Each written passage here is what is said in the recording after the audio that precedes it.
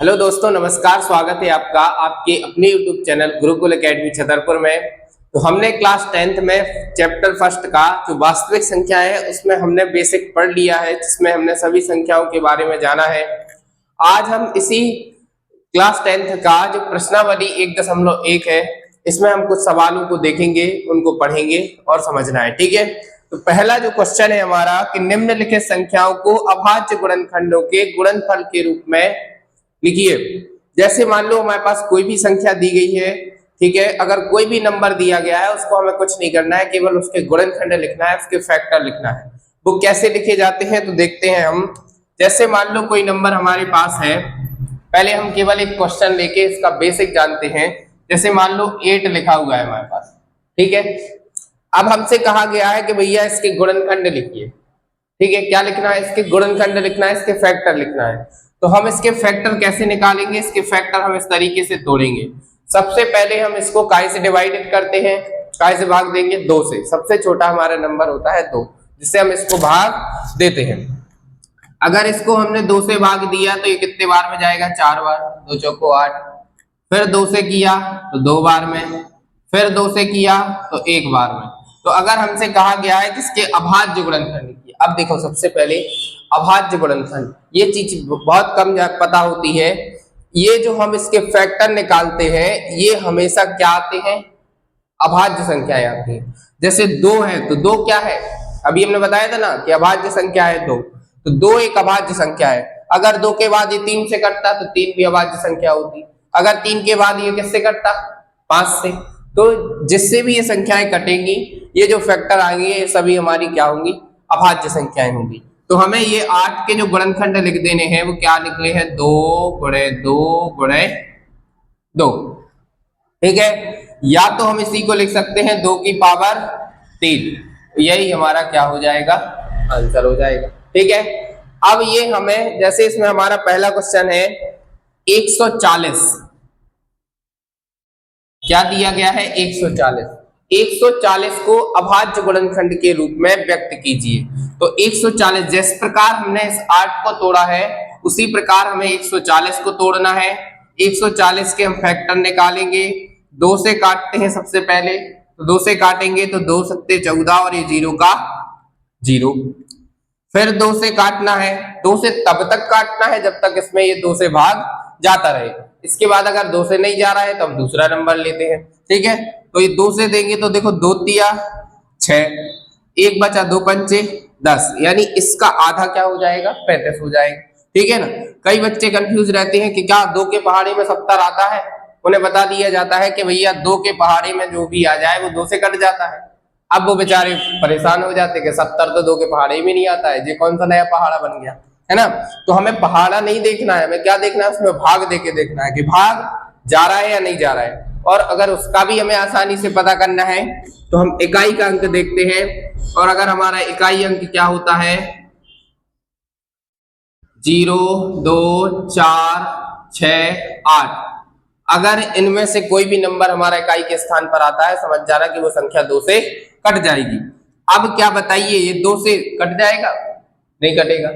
3 से कट जाएगा? नहीं कटेगा। 4 से, जब 2 से नहीं कटेगा तो 4 से नहीं कटेगा। फिर इसके बाद हम क्या देखें? 5। तो ये नंबर हमारा 5 से कट जाएगा, तो 5 से इसमें भाग देंगे तो 5 7 35, यानी 7 बार में ये कट जाएगा। अब 7 एक ऐसा नंबर है, कौन सी संख्या है? अभाज्य संख्या है। 7 ही से कटेगा, तो 7 में हम 7 से भाग दे देंगे तो 7 एकम 7। अब हम देखो 140 के जो है हमने गुणनखंड निकाले, तो 140 के गुणनखंड क्या निकल के आया? 2 गुणा 2 गुणा 5 गुणा 7। ठीक है, तो ये इसके क्या है? गुणनखंड है। यदि आप इनका मल्टीप्लाई करेंगे, गुणा करेंगे, तो ये 140 ही आ जाएगा। ठीक है, और ये सभी संख्याएं देखो, 2 भी एक अभाज्य संख्या है, 5 भी अभाज्य संख्या है, 7 भी अभाज्य संख्या है। तो ये जितनी भी संख्याओं से ये कटेगा, भाग जाएगा इसमें, वो सभी हमारी अभाज्य संख्याएं ही आएंगी। इसलिए हम इनको कहते हैं अभाज्य गुणनखंड। ठीक है, तो अगर इसको हम चाहे तो ऐसे भी लिख सकते हैं, 2 हमारा 2 बार है तो 2 के ऊपर 2 की पावर लगा दो। 5 एक बार है, 5 ही लिखा रहने दो। 7 एक बार है, 1 ही लिखा रहने दो, क्योंकि हम एक पावर में नहीं लगाते हैं। और यही हमारा क्या हो जाएगा? आंसर हो जाएगा। आई बात समझ में। इसके बाद हमारा दूसरा क्वेश्चन है 156। तो यहाँ पे हम देखें थोड़ा,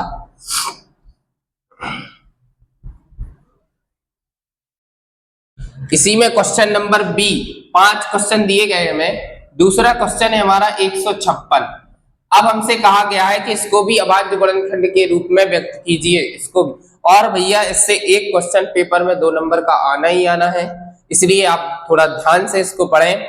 अगर हम 156 को तोड़ते हैं तो पहले हमारा काम होता है 2 से काटना। तो 2 लिया हमने, अब 1 में तो जाएगा नहीं पूरा 15, 2 सत्ते 14, 1 बच गया, 2 अट्ठे 16।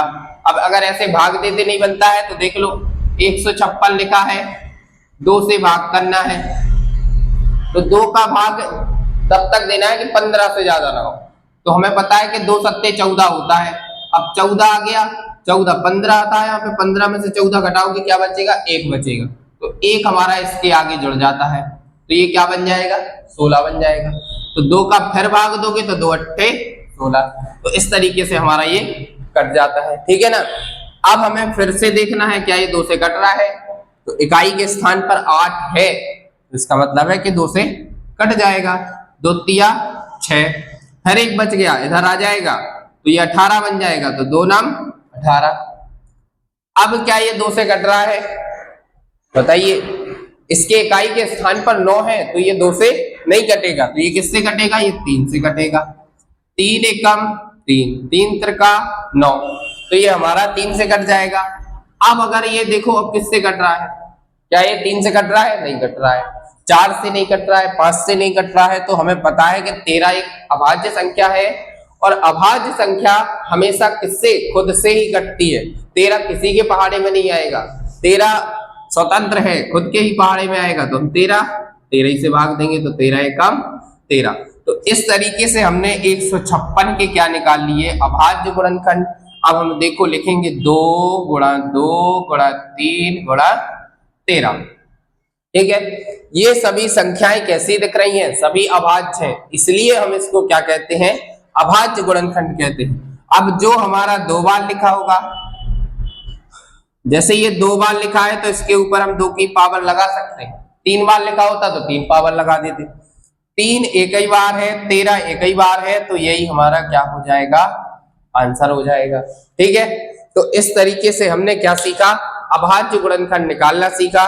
तो आज हम इतना ही देखते हैं, 2 सवाल। इसके बाद हम इसके जो बाकी के क्वेश्चन हैं वो इसको हम नेक्स्ट क्लास में देखेंगे। तो आज के लिए इतना ही। समझ में आया है तो वीडियो को लाइक करें, शेयर करें और कमेंट करें। आज के लिए इतना ही, मिलते हैं नेक्स्ट वीडियो में। धन्यवाद।